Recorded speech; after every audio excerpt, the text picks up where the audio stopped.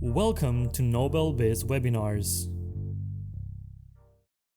So if you're an enterprise making calls, if you're a call center making calls on behalf of others or on behalf of yourself, is there something particular they need to do to actually comply with the Trace Act, or where do they fall into this when they're the ones just making the calls? Right. So that's a good question. And I would say their focus is a little bit different. So for your enterprises, call centers, the ones who are putting the calls on the network, I would say they go through some provider to actually get it onto the network, but really they're on the edge, the farthest edge of this.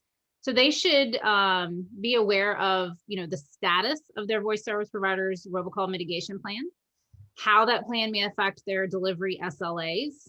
That's a topic not a lot of people are talking about, but I think it's one we need to. There might be any contractual amendments expected of them for leveraging, the services being provided by the voice service provider, and maybe any requirements with regards to disclosures of use of the numbers and who their customers may be. As for concerns to the terminating side, because the call center actually has to be aware of not only originating what happens there with their calls, but also on the terminating side. So enterprises and call centers should also be aware of their current contact rate, pickup rate, connect rate, whatever it may be.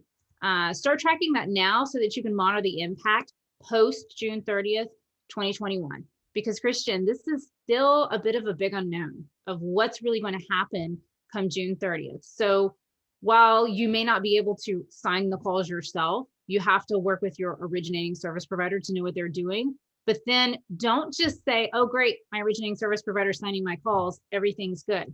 No, you need to be tracking just what the impact is on the terminating side, which the originating service provider really doesn't care.